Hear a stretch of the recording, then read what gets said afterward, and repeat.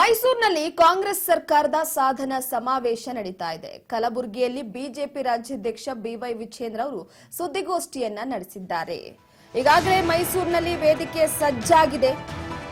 ಸಾಧನಾ ಸಮಾವೇಶಕ್ಕೆ ಕಾಂಗ್ರೆಸ್ ನಾಯಕರು, ಕಾರ್ಯಕರ್ತರುಗಳು, ಸಿದ್ದರಾಮಯ್ಯನವರ ಅಭಿಮಾನಿಗಳು ಎಲ್ಲರೂ ಕೂಡ ಭಾಗಿಯಾಗಿದ್ದಾರೆ. ಮತ್ತೊಂದು ಕಡೆ ವಿಜೇಂದ್ರ ಸುದ್ದಿಗೋಷ್ಠಿ ಕರೆದಿರುವಂತದ್ದು. ಸಿಎಂ ಕುರ್ಚಿ ಯಾವಾಗ ಬಲ ಕಳೆದುಕೊಳ್ಳುತ್ತೆ ಅಂತ ಅವರಿಗೆ ಭಯ ಕಾಡ್ತಾ ಇದೆ, ಅಸ್ಥಿರತೆ ಕಾಡ್ತಾ ಇದ್ದ ಇಂತಹ ಸಂದರ್ಭದಲ್ಲಿ ಸಮಾವೇಶ ಮಾಡೋದು. ಸಿದ್ದರಾಮಯ್ಯನವರು ಈಗ ಅದೇ ರೀತಿ ಮಾಡ್ತಿದ್ದಾರೆ.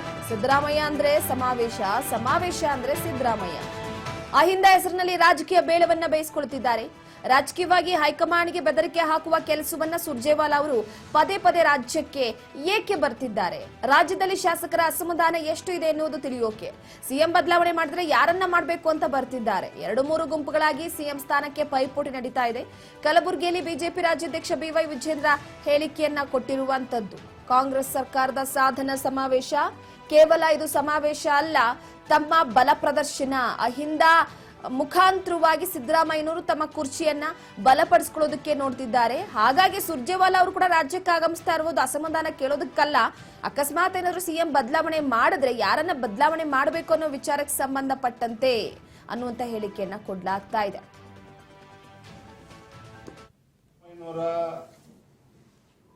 ಕುರ್ಚಿ ಯಾವಾಗ ಬಲ ಕಳ್ಕೊಳ್ತದೆ,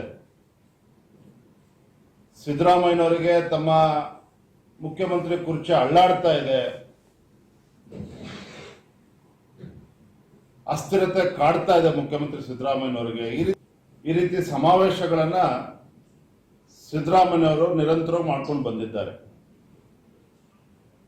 ಸಿದ್ದರಾಮಯ್ಯನವರು ಅಂತ ಹೇಳಿದ್ರೆ ಸಮಾವೇಶ, ಸಮಾವೇಶ ಅಂತ ಹೇಳಿದ್ರೆ ಸಿದ್ದರಾಮಯ್ಯನವರು.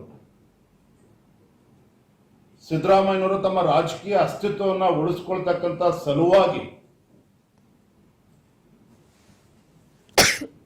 ಅಹಿಂದ ಸಮುದಾಯಗಳನ್ನ ಮುಂದೆ ಇಡ್ತಾರೆ.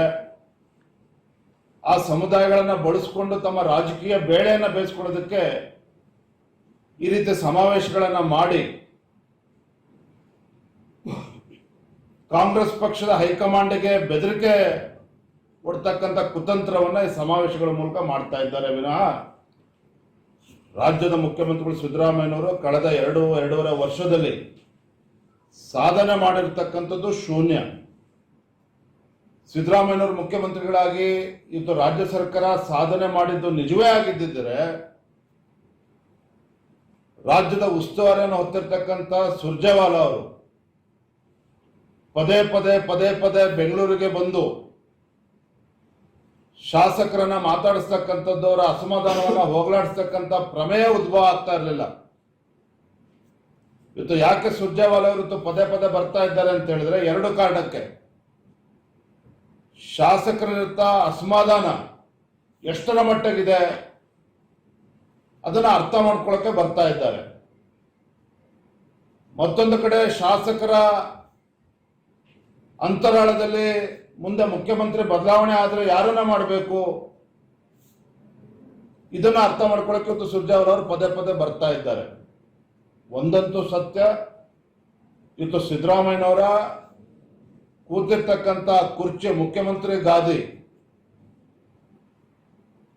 ಅನಿಶ್ಚಿತತೆ ಇವತ್ತು ಕಾಡ್ತಾ ಇರೋದ್ರಿಂದ ಸಿದ್ದರಾಮಯ್ಯನವರಿಗೆ ಈ ರೀತಿ ಸಮಾವೇಶಗಳನ್ನ ಮಾಡೋ ಮುಖೇನ ಹೈಕಮಾಂಡ್ ಅನ್ನ ಬೆದರಿಸ್ತಕ್ಕಂಥ ಕೆಲಸ ಮಾಡ್ತಾ ಇದ್ದಾರೆ.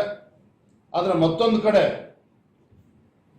2-3 ಗುಂಪುಗಳು ಸಿದ್ದರಾಮಯ್ಯ ಹೇಳಿದ್ರೆ ನಾನಾಗಬೇಕು ಮುಖ್ಯಮಂತ್ರಿ ಆಗಬೇಕು ಅಂತೇಳಿ ಕಾಂಗ್ರೆಸ್ ಪಕ್ಷದಲ್ಲಿ ಪೈಪೋಟಿ ಭರ್ಜರಿಯಾಗಿ ನಡೀತಾ ಇದೆ. ಆ ನಿಟ್ಟಿನಲ್ಲಿ ಕುದುರೆ ವ್ಯಾಪಾರನೂ ಕೂಡ ಪ್ರಾರಂಭ ಆಗಿದೆ. ನಿಮ್ಗೆ ಯಾವುದೇ ಅನುಮಾನಗಳು ಬೇಡ. ಹಾಗಾಗಿ ಒಟ್ಟಾರೆಯಾಗಿ ತನ್ನ ಮುಖ್ಯಮಂತ್ರಿ ಕುರ್ಚಿಯನ್ನು ಉಳಿಸ್ಕೊಳ್ಳೋದಕ್ಕೆ ಇವತ್ತು ಸಾಧನಾ ಸಮಾವೇಶ ವಿನಃ ಈ ಸರ್ಕಾರ, ಸಿದ್ದರಾಮಯ್ಯ ಸರ್ಕಾರ ಯಾವುದೇ ಸಾಧನೆಯನ್ನು ಕೂಡ ಮಾಡಿಲ್ಲ. ಯಾವುದೇ ಅಭಿವೃದ್ಧಿ ಕೆಲಸ ಕಾರ್ಯಗಳು ಕೂಡ ಇವತ್ತು ರಾಜ್ಯದಲ್ಲೂ ಕೂಡ ಆಗಿಲ್ಲ. ಸಿದ್ದರಾಮಯ್ಯನವರ ಕುರ್ಚಿ ಯಾವಾಗ ಬಲ ಕಳ್ಕೊಳ್ತದೆ, ಸಿದ್ದರಾಮಯ್ಯನವರಿಗೆ ತಮ್ಮ ಮುಖ್ಯಮಂತ್ರಿ ಕುರ್ಚಿ ಅಳ್ಳಾಡ್ತಾ ಇದೆ,